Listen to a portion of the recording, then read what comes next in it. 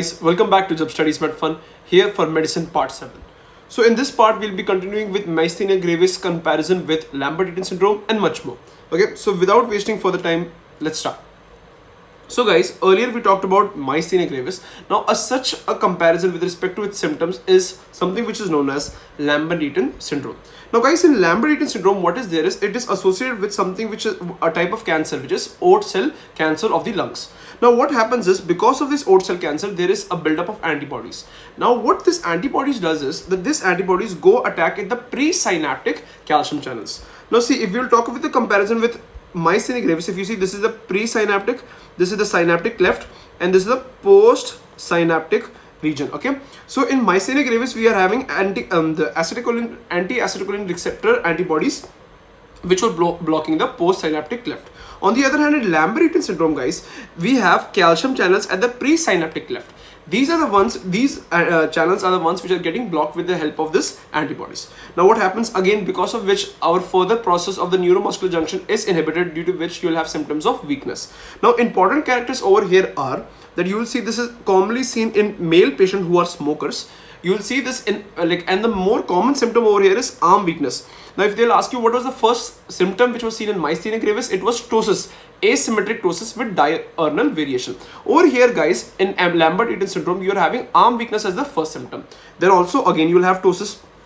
Now the important difference is, in Myasthenia Grevis guys, that female was okay in the morning, and as the day course went by, the patient was getting weaker and weaker.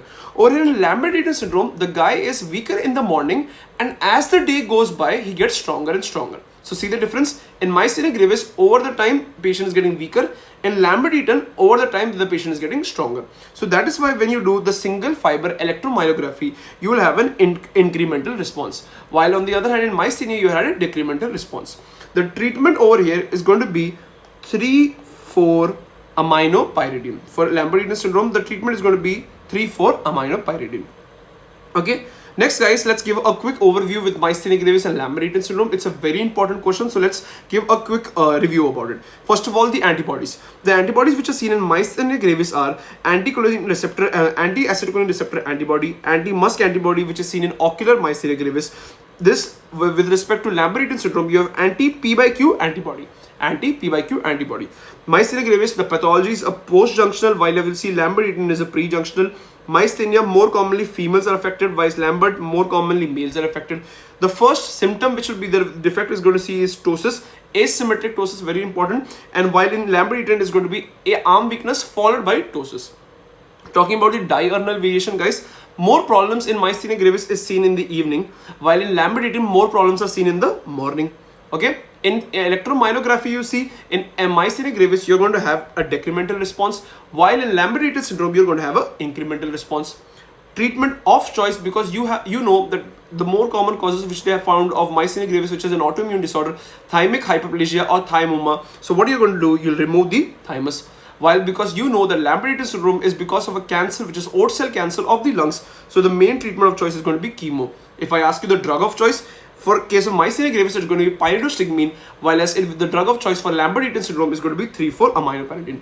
Remember why we were not giving ficostigmine? Because it was passing the blood-brain barrier in case of Myasthenia Grevis.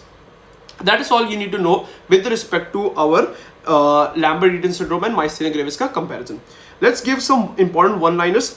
Most common seizure in children is seen. What is the seizure, guys? It is your febrile seizure. It is your febrile seizure. Okay. Common age group is going to be 6 months to 5 years. Nowadays they have changed it to 6 months to 6 years. Okay. And why do they consider this? This is because of genetic predisposition. So basically what happens is, what is febrile seizure? As you know, febrile means sick. So any seizure which is associated with your sickness. Okay. So what happens is a patient gets a fever, and within 24 hours of the fever, the patient begins to develop generalized tonic-clonic seizures. In this generalized tonic-clonic seizure, you're going to have clonus, uprolling of the eye, frothing, tongue bite or perioral cyanosis. This whole thing is only going to last for 15 minutes. Okay, and after that the patient is going to be normal. And remember that the patient is going to have fever and then after that, within 24 hours, these symptoms are going to happen. Okay, so what is your treatment? First of all, the patient's parents are going to ask you, is this going to happen again? These febrile seizures tend to resolve as the patient becomes older. Okay, so what are the management? If the patient is at home and you're fearful that whether this thing can happen again, whenever the patient is having fever, within the first 3 days, for oral prophylaxis, you can give clobazam or diazepam per rectal route. Okay, if you talk about the management, guys, the management is going to give for in the current episode, if it is going on, you're going to do nasal spray with the help of midazolam, or you're going to give rectal diazepam. Next topic we will be talking about is absence seizures. Again, we have talked about this in detail in pediatrics, but let's talk about the one-liners. The first thing which we need to know are what are the hints which you get in the question.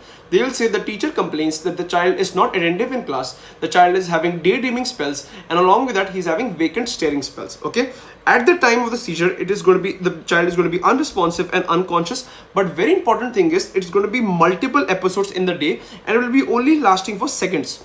On the other hand, febrile was lasting for around, guys, 15 minutes. And over here you have multiple episodes, but for lasting for seconds. Other important thing is the child is not going to have no post-ictal period. Now, what is the meaning of ictal, guys? It means seizures. Okay. So then usually whenever a patient suffers from seizures, the patient is going to have unconscious, he does not know what is happening. He will be a bit anxious and stuff like that. There is no such thing. For example, if before the seizure, like the child was writing something, after the seizure again will be continuing. He did not know that this episode has happened. Okay, there is no tonus, there is no clonus. The tone of the muscle is preserved, and if they'll ask you again, if the patient's mother is going to ask you, is this going to be resolved? Yes, the patient is going to get better with age. Talking about the EEG, in the electroencephalogram, it is not required in febrile seizures because we know this is associated with fever. But over here it is required. Why? Because you have a classic thing which is known as 3 Hz and spike wave pattern. Okay, spike wave pattern, a very important classic feature with respect to absence seizures. And if they'll ask you what is the drug of choice, valproate, and if valproate is not mentioned, you have to answer ethoxamide. Okay, that is all about absence seizures. Next, guys, let's talk about again some, if you're talking about seizures, let's know what are the important one-liners, what is the most common cause, and what are the drug of choices. If they'll ask you what is the most common type of neural seizure, that is subtle seizure. Okay, and that is because of hypoxic ischemic encephalopathy. Okay, child, again we already discussed, it is going to be febrile seizures. Whereas neurocysticercosis, the lesion, in case of neurocysticercosis, what type of seizure do you get? You get focal type of seizures. And in adults, the most common type of seizure is generalized tonic-clonic seizures. The most common is going to be generalized tonic-clonic seizures. If an adult is having generalized tonic-clonic seizures, the drugs which are recommended are valproate, lamotrigine in cases of a reproductive female, and topiramate. If they'll ask you, guys, what is the drug of choice in case of a female reproductive group female, then you have to mark it as lamotrigine. Okay, and as I said, you for focal seizures, which is neurocysticercosis, the drug of choice is going to be carbazepine. In absence seizure, valproate or ethoxamide. In febrile, as we talked about, nasal spray, midazolam, or rectal diazepam. If you're having a condition which is known as generalized convulsive status epilepticus, which means if the seizure, usually as we see, the seizure episodes are usually lasting for 30 seconds to 1 minute, but if you're having seizures which last for more than 5 minutes, if they have last for more than 5 minutes, that is known as status epilepticus, and for that, guys, the drug of choice is going to be IV lorazepam. Okay, so these are some one-liners with respect to seizures. Make sure you know it because they keep on asking regularly in the examination. Next, guys, let's talk about neurocysticercosis. Now, whenever we talk about neurocysticercosis, in general, which we consider is whenever you eat pork, if you eat uncooked pork, you can have neurocysticercosis. That is not true. If you eat uncooked pork, guys, you will have the chance of developing some larvae of the Taenia solanium. But along with this, guys, you need to know that it is going to affect the intestine. So that is why you'll have intestinal tapeworm, and this intestinal tapeworm cannot pass the blood-brain barrier and cause conditions like neurocysticercosis. So remember, pork eating does not cause neurocysticercosis. But what causes neurocysticercosis? Whenever you have a history of a patient who's eating raw cabbage, especially the raw cabbage which is grown on fecal contaminated soil, especially raw cabbage which is grown on fecal contaminated soil, that can cause neurocysticercosis. Why? Because it will have eggs of Taenia solanium which can pass the gut and via gut go through the blood-brain barrier and affect our brain. Okay. Now guys, if you talk about details of neurocysticercosis, what are the questions they're going to ask? First of all, they'll have a poor poor economic class patient who is in, like for example over here it is an auto rickshaw driver who comes with focal seizures and involuntary movement of his hand. On examination, when you do a CT of the body, you see that the patient has rice grain calcifications. Rice grain calcification, why? Because these are calcified larvae within the muscles. They are calcified larvae within the muscles, and this condition, guys, is known as cystic sarcosis cellulose. Cystic sarcosis cellulose. Okay, you tell me, guys, where do you see rice watery stools? Which condition has rice watery stools? Another PYQ. Okay, if they ask you rice grain calcification, that is seen in cystic sarcosis cellulose. What is your workup, guys? In the workup, if a patient has neurocysticercosis, you're suspecting it because of focal seizures, history of eating some stuff like that. Along with that, he's having involuntary movement of the hands. What you're going to do is you're going to do a CSF. You're going to do a CSF ELISA. Why? To see the neurocysticercosis antigen. That is the investigation, first investigation. If they ask you, guys, what is the investigation of choice, you are going to do an MRI, not just any normal MRI. You're going to do a contrast MRI, which is you're going to be a gadolinium enhanced MRI. In a gadolinium enhanced MRI, what are the features you're going to see is you're going to see multiple small dots, which is calcifications. You'll have scolex, which is basically the the larva which has been transported through the blood-brain barrier, and along with that you will have edema. Why is there edema? Because this scolex is going to take some space, so you're going to have vasogenic cerebral edema. What are you going to have? You're going to have vasogenic cerebral edema. So guys, whenever you have edema, whenever you have inflammation, what are you going to give? You're going to give steroids. And we have already discussed what is the drug of choice for vasogenic cerebral edema. We are going to give dexamethasone, okay, which will help to reduce the cerebral edema. After giving the dexamethasone, after 48 hours, which means after 2 days, you're going to give albendazole. How long are you going to give the albendazole, guys? You're going to give the albendazole for 8 days. You're going to give the albendazole for 8 days. And now, to control these seizures, you're going to give a drug which we already discussed, which is carbazepine. And how long are you going to give this drug? You're going to give this for 2 years. You're going to give carbazepine for 2 years. And always remember, guys, even though if the symptoms are suppressed, you are not going to stop the drug abruptly. Especially any anti-epileptic, if any patient is there in psychiatric patient, never ask them to stop the drug all of a sudden. Always taper the dose, because if you don't taper the dose and stop all of a sudden, you're going to have rebound seizures. You're going to have rebound seizures. Okay. Next, guys, another most common features will be there, because these are multiple repeating questions, so make sure you have a sticky note placed in front of your study table. Okay, the most common neural tubal defect is spinal bifida occulta. What are the classic features? You will have you will see in the X-ray spine, you'll have tuft of hair, and multiple other features will be there, which we have talked in detail in pediatrics. Okay, if they'll ask you which is the most common NTD which is seen in diabetes, again the answer is spina bifida occulta. But if they will ask you what is the most specific neural tube defect, that is in diabetes, that is going to be sacral agenesis. And guys, sacral agenesis is also known as caudal regression syndrome. It is also known as caudal regression syndrome. If they'll ask you what is the most severe type of neural tube defect, that is going to be craniorexis, which is a combination of anencephaly along with that myelomeningeal. What is anencephaly? No brain. What is myelomeningeal? There is involvement of meninges along with the spinal cord. Okay. Now, if they ask you what is the most common cause of neural tube defect, that is because of folic acid deficiency. So that is why what they recommend is, if anyone is planning pregnancy, preconceptually at least 3 months before, you should start folic acid tablets, which is going to be 400 microgram. But if ever you have a history of a patient who is on anti-epileptic, who has a family history of neural tube defects, or if a patient is already on overt diabetes, he or she is having overt diabetes, you have to start the dose right now with 4 milligram. If nothing is there, you're going to preconceptually, you're going to do 400 microgram. If the patient has having all this above, which I have asked, which I have mentioned, you have to give 4 milligram of folic acid. Okay. If you're talking about folic acid, for neural tube defects, there are 2 types of neural tube defects. One is going to be anterior neuroport defect and posterior neuroport defect. Example of anterior neuroport defect is anencephaly, while example of posterior neuroport defect is myelomeningeal. Again, we have discussed this in detail in pediatrics. When do you talk about anterior neuroport defect? The closure of the defect is after by 24 days, right? 24 to 25 days, whatever is given in the option. Whereas posterior neuroport defect is failure of the closure of neuropore by 28 days. By 28 days. Okay. Another thing with respect to microbiology, these were recently asked questions, so I just added over here so that it directly comes. Again, why all of a sudden mixing? Because again, we are trying to integrate every subject so that you're having a regular revision of all the 19 subjects while studying one subject at a time as well. Okay. So remember guys, whenever you have any history with respect to bad dropping, we're bringing microbiology now. Bad dropping, if they'll ask you, most probably the organism is going to be histoplasmosis, and the disease which is there, it is going to be Cave's disease, or also known as Darling disease. Okay. On X-ray, you're going to have lymphadenopathy in this condition. Another one disease is the Nipah disease, which is transmitted. The vector is going to be a fruit bat, which is also known as Petrops. What it causes is, it causes encephalitis. Now what they're going to ask you guys is, what is the mode of transmission? The mode of transmission is going to be man to man.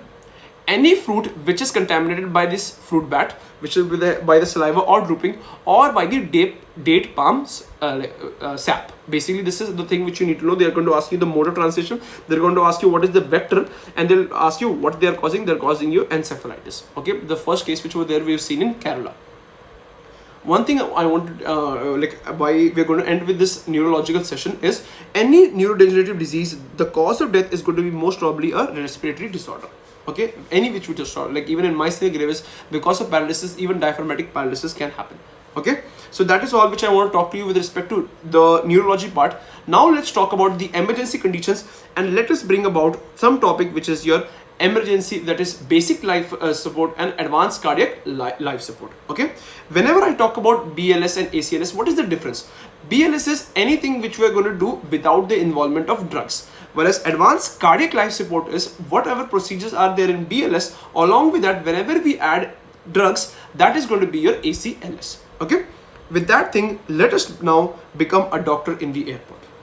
Now this is something which you all, at times, even I also, I just usually have a PDF and I read it out, so that if any emergency is there, I'll just be there ki, I am the doctor and I can help someone to, I can help to save some lives. So let's talk about what are the managements you do in case of an emergency condition. Let's imagine that you are right now in the airport. You see an old man who was just boarding towards his flight, and all of a sudden he collapses. Okay, what is the first step you're going to do? The first step is going to be check for scene safety.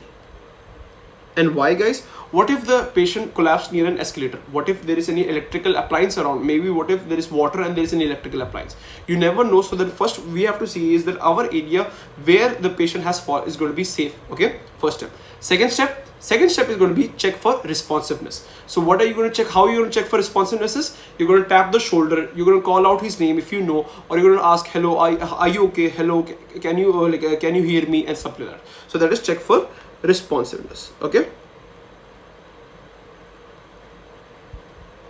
Third step, guys, is for call out for help. Obviously, if there is no one around, you have to do it by yourself. But since you're now right now in your airport scenario, there are going to be people around. You need someone to call out to get the AED and much more stuff. Okay, so call out for help or shout out for help. Okay, the fourth step is, which is usually done in the USA protocol, that is activated emergency response. Basically means call for 911. Fifth step is procure the AED. Now, what is the full form of AED, guys? That is going to be your automated external defibrillator. Okay, automated external defibrillator. That is your, we have to procure it. Okay, then that's why we are calling someone for help, so that we can actually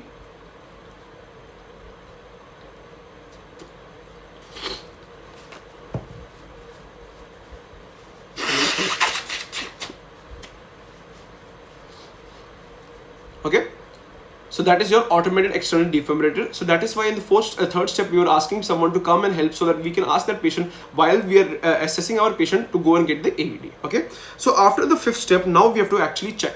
So first we're going to check the pulse. How are we going to check the pulse? We have to check the carotid pulse. Now usually the carotid pulse is located at the transverse process of the sixth vertebra, sixth cervical vertebra, and that is also known as the Chisnacket tubercle, also known as the carotid tubercle.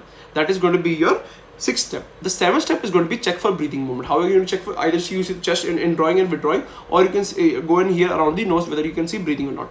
Both the sixth and the seventh step, guys, should be done within 10 seconds. It should be done within 10 seconds. And after this, if you find that there is no like a pulse and there is no breathing, you have to start with your CPR. Okay. So guys, what are the conditions? First of all, as I told you, ACLS is nothing but BLS combined with drugs. So guys, now if you see in case of MI, the most common cause of death in MI is going to be ventricular fibrillation. Now ventricular fibrillation can also be seen if any patient is getting basically electrocuted. Electrocution also causes ventricular fibrillation. In India guys, what is the most common cause of ventricular fibrillation is because of premature atherosclerosis. In our gene deposition, we have which is hyperhomocystinemia. Hyperhomocystinemia, which causes plaque fissures.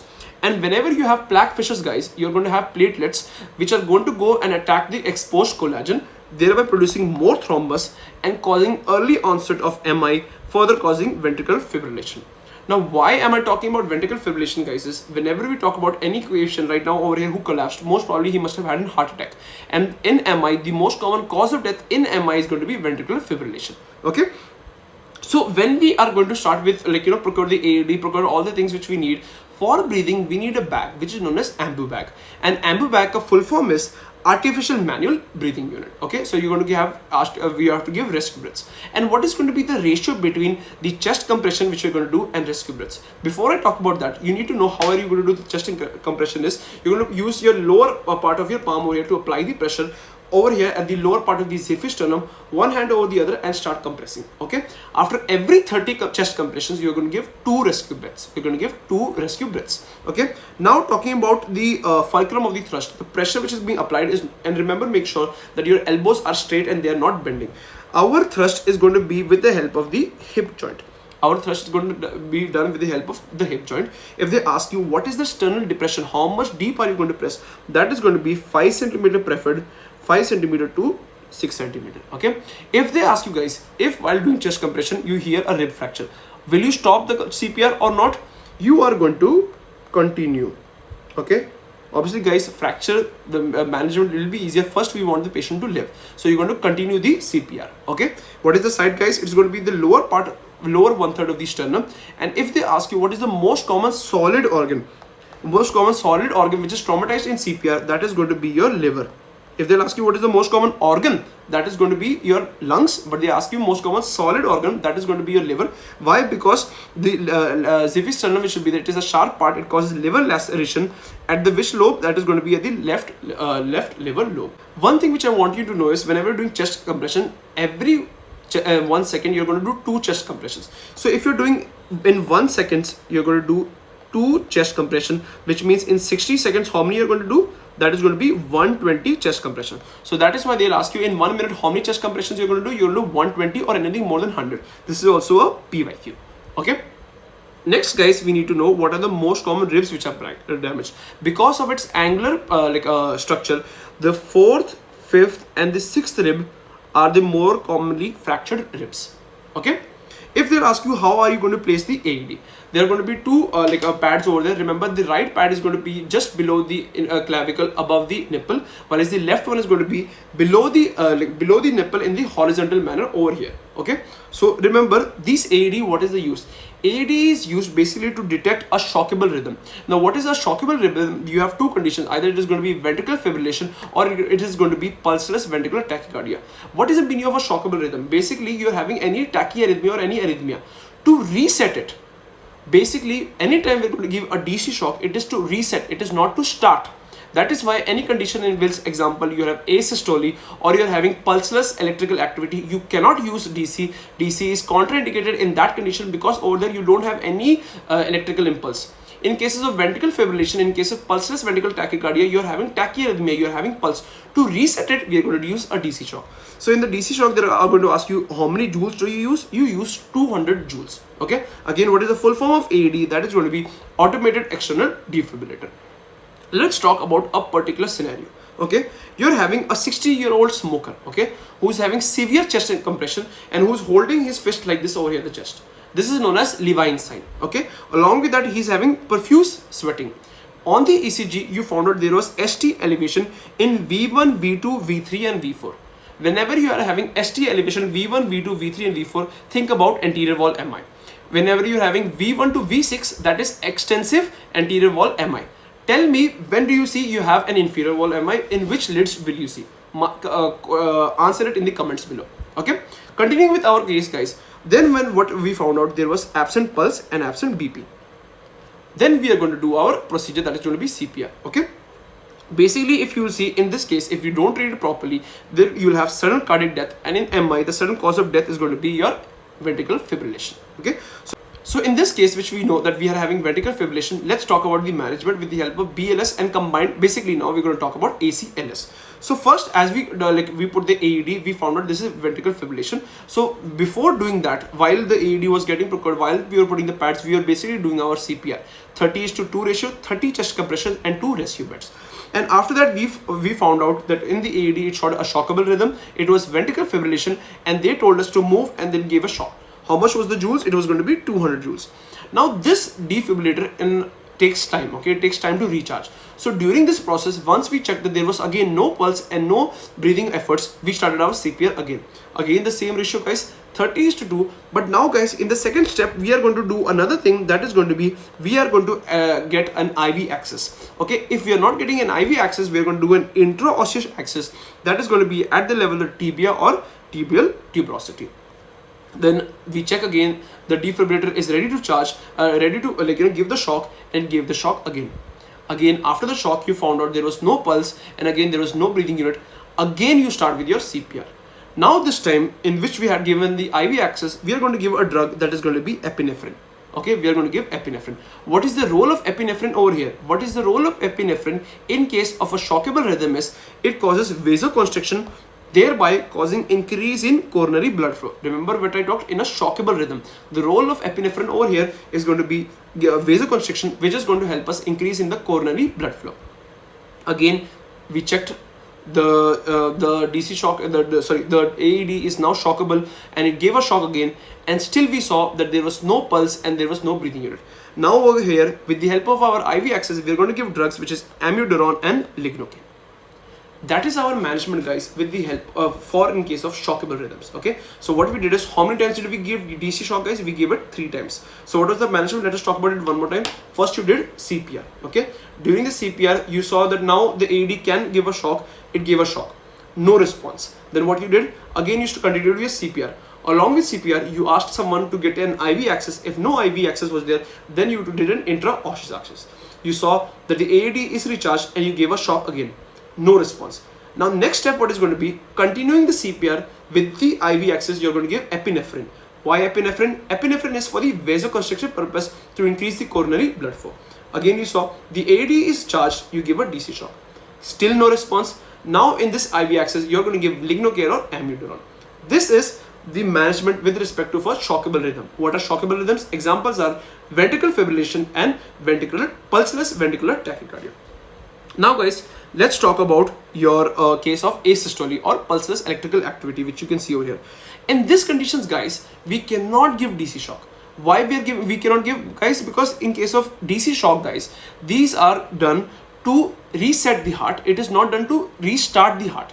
Any case of tachyarrhythmia is there, that can be used in those conditions. A DC shock is usable. While in case of where there is no impulse, only there is no basic impulse, that time we cannot give a DC shock. So what will be the management? CPR, IV access. In the same time, when you're putting in IV access, you have to put epinephrine. Now, guys, here the role of epinephrine is to stimulate the SA node. So you see the difference over here. In case of a shockable rhythm, why we were giving epinephrine? For vasoconstriction, which was helping us to increase the coronary blood flow. Over here, the epinephrine is given to start the heart, basically to stimulate the SA node. Okay, and there is no indication of how many epinephrines you can give. In cases of when Indira Gandhi was shot, they were given more than 20 to 30 times, even 50 times, some people say, epinephrine was given so that the heart could start. But sadly, she also lost her life. In case of asystole, in case of pulseless electrical activity, the only management is CPR and epinephrine. Okay, DC shock is contraindicated. So remember, guys, DC shock is contraindicated in asystole, and basically the use of DC shock is to terminate the tachyarrhythmias and not to start. So in these conditions, what are you going to do? You're only going to do epinephrine. Okay, remember, guys, epinephrine is going to be given in these conditions, and whenever you give epinephrine and you find out that now the asystole is convertible to ventricular fibrillation, this is the time where you can give a DC shock. Okay, remember, both of these conditions, a shockable rhythm and a non-shockable rhythm, are interchangeable. Okay.